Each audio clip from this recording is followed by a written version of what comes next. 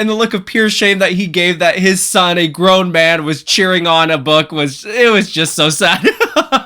Hello all my otaku friends, my name is Profitaku and welcome back to my channel for my December 23 manga reading log. This month was what I call the month of completion. I got up to date with several series, I completed 5 different series, and I cannot wait to talk about it. Stay tuned.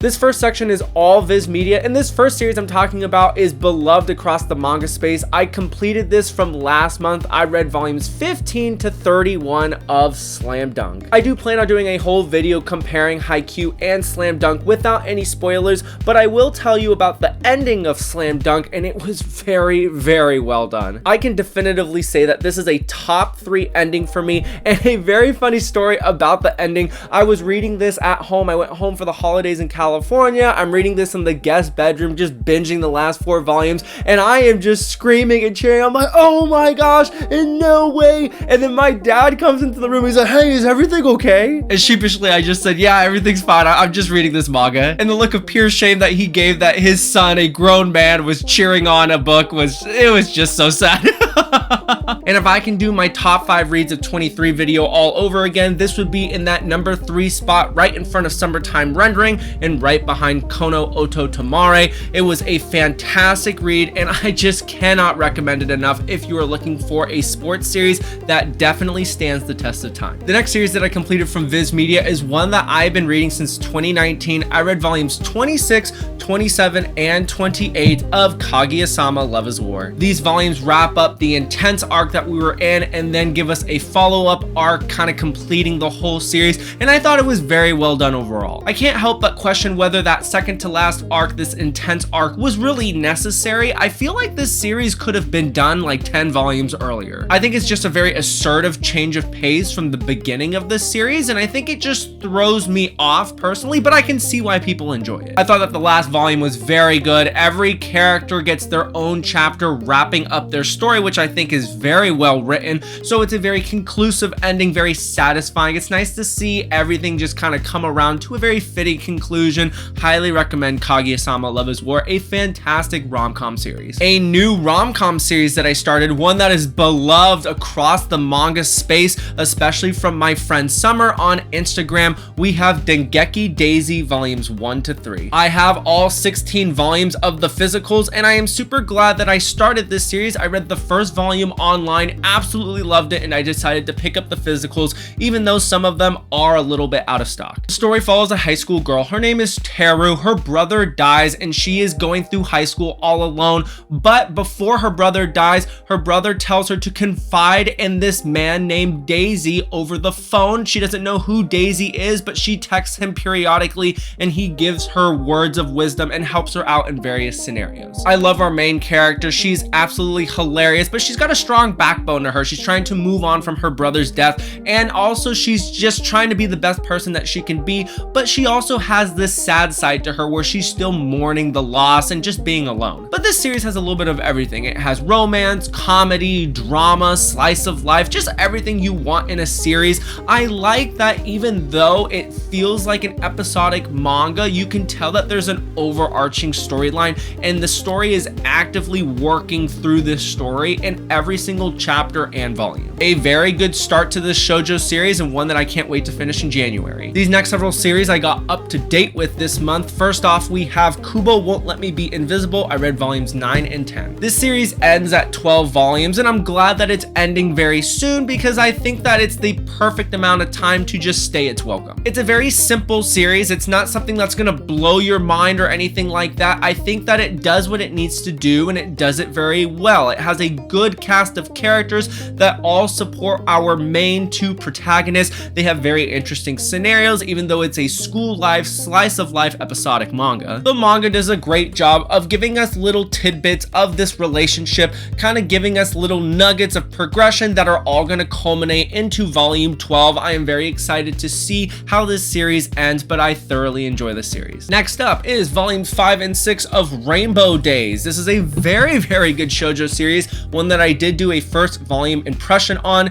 And what can I say about Rainbow Days that hasn't already been said? I think that the structure of Rainbow Days is really interesting, following our male protagonists, our 4 boys who are trying to find love in their own different ways. And these 2 volumes do a great job of kind of expanding the world, giving us different flavors and all these different types of relationships, especially with a certain 2 characters that I'm actually thoroughly interested in, and I'm glad to see so much progression happening with them. So yes, Rainbow Days continues to be a series that I enjoy every release of. I can't wait for volume 7. Next up is Insomniac's After School volume 3. I love this series so much. It is fantastic. It's an amazing story, some great progression with our main characters. I love the educational aspect of it. I love how they integrate the astronomy club into the whole basis of the story, and it's such a prominent feature of the story. Everything about this is just fantastic, and if you don't have this on your shelf, you need to. These next 3 are all one-shots by different publishers. To wrap up the Viz Media end of things, we have Takopi's Original Sin. This is a one-shot that everybody was super excited about. It follows a little alien who comes down to Earth, and he has all these different gadgets that can enhance life in some way, shape, or form. He meets up with this little 4th grade girl who has a very dark side to her, and thus starts their tumultuous relationship together. That's all I'm going to say about this volume. This is something that I think you should go into blind, but I thought that this was a very interesting one-shot. Within the first chapter, you get some really messed up moments, and you're just completely absorbed into these characters and what's going to happen,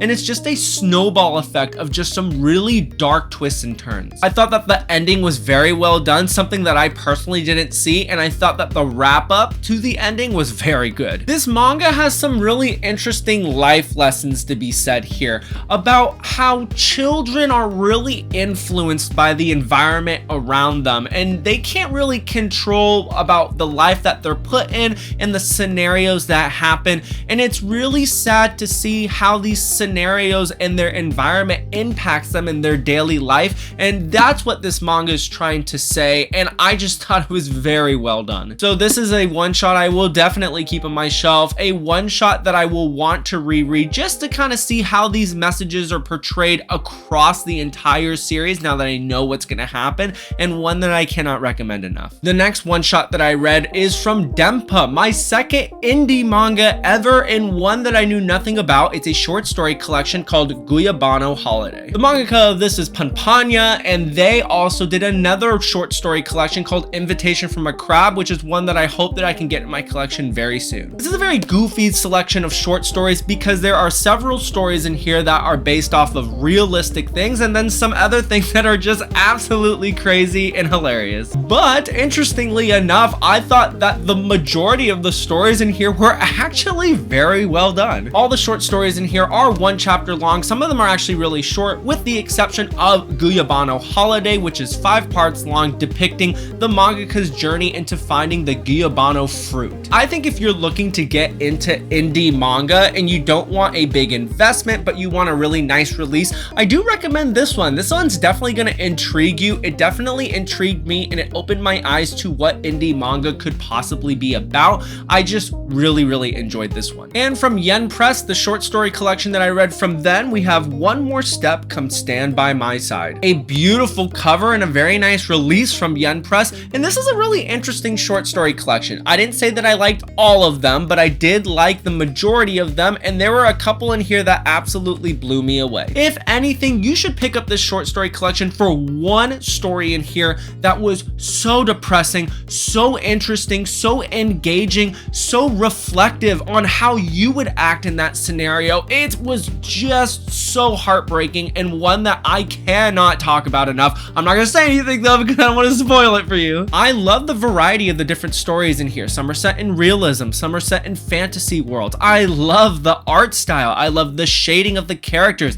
I like the dark overall tone of the artwork. This manga really intrigued me, and I hope that we can get more of their stuff in the future because I'm intrigued to check out more. A completion to a series here. We have volume 3 of What This World Is Made Of. A very interesting series, but one that just wasn't executed very well. I thought that this last volume was paced terribly. So much info dumping, new characters, new ideas that came into the picture picture that were just never explained. I get the philosophical message that's trying to be said with this story, that things happen to our lives that we cannot control, that create burdens of emotions on us, and these burdens of emotions in this story manifest themselves into a physical form.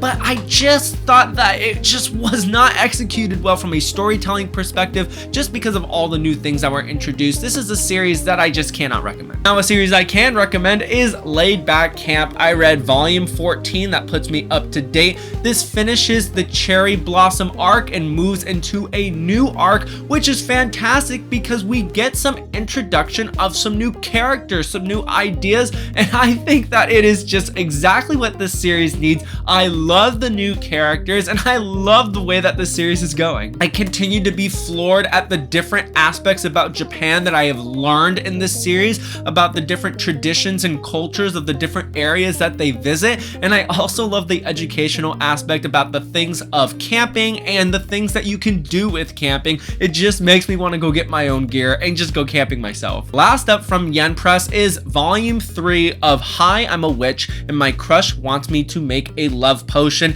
and I'm sad to say that I've decided to drop this series. This is another scenario of, I think that the premise is interesting with this witch who lives in this forest alone making potions for people of the palace, and there's just a prejudice against her.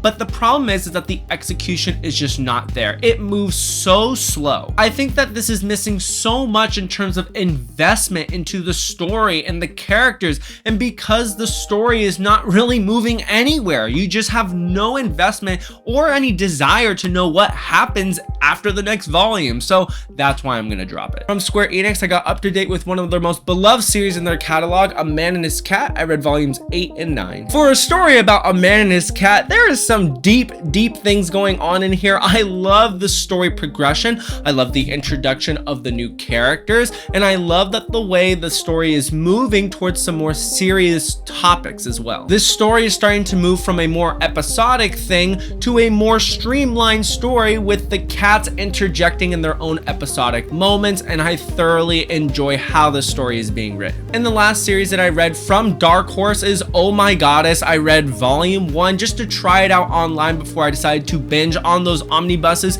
and I decided to buy those omnibuses because I did enjoy the first volume. The premise is a simple one. It follows this guy who wishes for a goddess to accompany him side by side in his life. This goddess pops up, and thus they start their journey together, navigating the toils of life. And as he's navigating through life, he is trying to hide the fact that she's a goddess, but she does goddess things to help influence life and make his life a little bit better. It's a super simple storyline, but I actually thoroughly enjoy it. It's not gonna be that slapstick comedy that's just gonna make you die laughing, but it is funny enough in my personal opinion. I also love the art style in this. This manga started in the late 80s and you can definitely tell. So with one volume down, I am excited to see how I enjoy the rest of this series. I did pick up the rest of the omnibuses on Crunchyroll during their big sale, so I did get them for like 40% off, which is a huge bonus. So when those come in, I will continue with the series. And that is it for my manga reading log for the month of December 2023. 2024 is shaping up to be a fantastic year. I cannot wait to get started with some brand new series,